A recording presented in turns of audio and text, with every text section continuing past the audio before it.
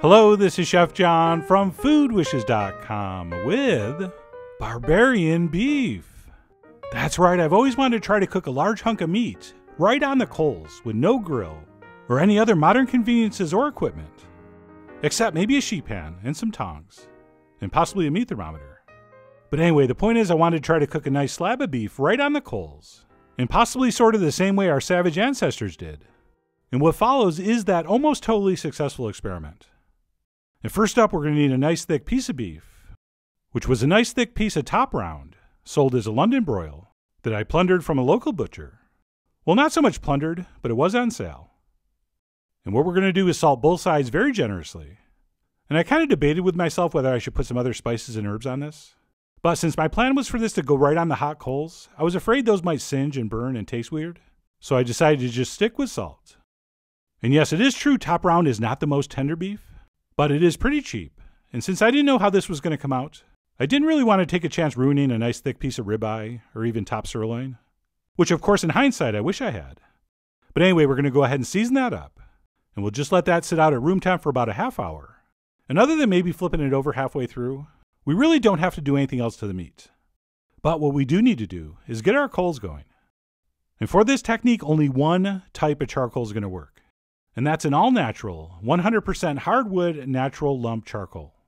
Okay, we don't want to use any kind of briquettes here that have additives and binders. Okay, we want pure, good old-fashioned charcoal.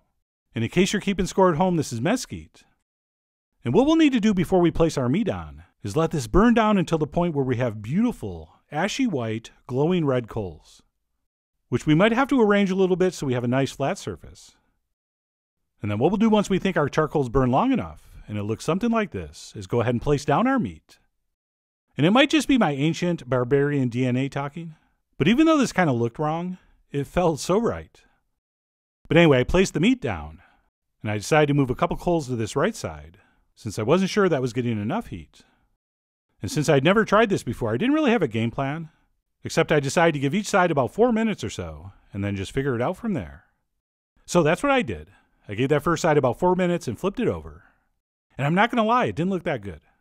All right, there was some weird spotting, and I was a little bit concerned it wasn't going to cook evenly. But then I remembered how cheap this piece of meat was, and then if it didn't work, I'll just chop it up and make soup. But anyway, I gave that second side about 4 minutes before flipping it over again. And even though it still looked a little bit weird, the appearance was getting a little better.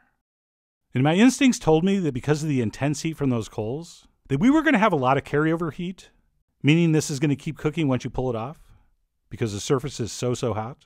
So I decided to pull mine off at about 120 internal temp, figuring that would give me a perfect medium rare. But as you'll see, that didn't quite work out, and we went a little bit over that. But anyway, after a total of about 5 or 6 minutes per side, I went ahead and pulled it off. And even though it looked kind of weird as it was cooking, as soon as I brought this inside and the meat juices started to come to the surface, it started to look a lot better. And it pretty much looked like something that came off a charcoal grill. So I was very anxious to slice it and have a taste, but I knew I should let it rest a little bit. So I set that aside and moved on to quickly making a very appropriate and very rustic sauce. So I decided to take some garlic and some hot chili peppers and a little bit of rosemary and a nice big pinch of salt. And I went ahead and smashed that into a paste using this mortar, which was of course the Barbarian equivalent of a food processor. And of course takes a lot more time and effort. And by the time I finished this, I was groaning like Conan. But totally worth it. Anyway, once we have everything crushed nice and small, we'll go ahead and splash in some fermented wine, which we call these days vinegar, as well as a little splash of olive oil. And we will give that a mix, and that's it. Our extremely primitive, but what turned out to be an amazingly delicious sauce is done. And by now my barbarian beef had cooled down and was ready to slice. And as soon as I cut those first few slices, I realized there was a lot more carryover heat than I had anticipated. And this was closer to medium well than it was to medium rare. So next time I'll probably pull it off a little sooner. But despite our doneness issues, the taste was absolutely amazing. Okay, there was absolutely no unpleasant burned or charred flavor. Alright, it really did taste like something that would come off a regular grill. But it actually had a little deeper, a little more pronounced smokiness that I really liked. So for me this was somewhere between smoked beef and grilled beef. Alright, sort of like the smokiness you get with a pastrami. Hey, are you thinking what I'm thinking? But anyway, that's another video. So I went ahead and sliced up some more, nice and thin, Right, the cheaper and tougher your beef, the thinner the slice. And since we cooked the beef Barbarian style, I decided to serve it Barbarian style right on the board. And just went ahead and spooned that Savage sauce over the top. And finished up with a little bit of fresh rosemary. And even though that plain piece of beef really was delicious, when you combine that smoky meat with this spicy, acidic, garlicky, herby sauce, it was whatever the Barbarian word for fantastic was. Which I believe was And of course, if I had known it was going to come out this good, I would have used a better cut of beef. But this top round, as long as you slice it pretty thin, is not bad. It would make a beautiful, beautiful sandwich, open-faced or otherwise. And while I really did think our smashed salsa was perfect with this, there are so many other things that could work here. Like a nice aioli, or chimichurri, or even, and sort of obviously, a barbecue sauce. So how you serve this is going to be up to you. I mean, you are, after all, the savage of how best to ravage. But anyway, that's it, what I'm calling Barbarian beef. I've never actually done one of those DNA tests, so I'm not sure if I actually have any Barbarian genes. But as anyone that's seen my table manners could tell you, it's definitely a possibility.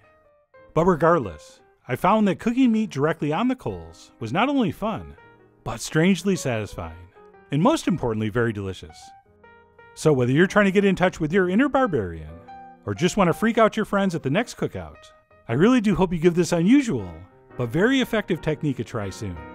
So head over to foodwishes.com for all the ingredient amounts and more info as usual.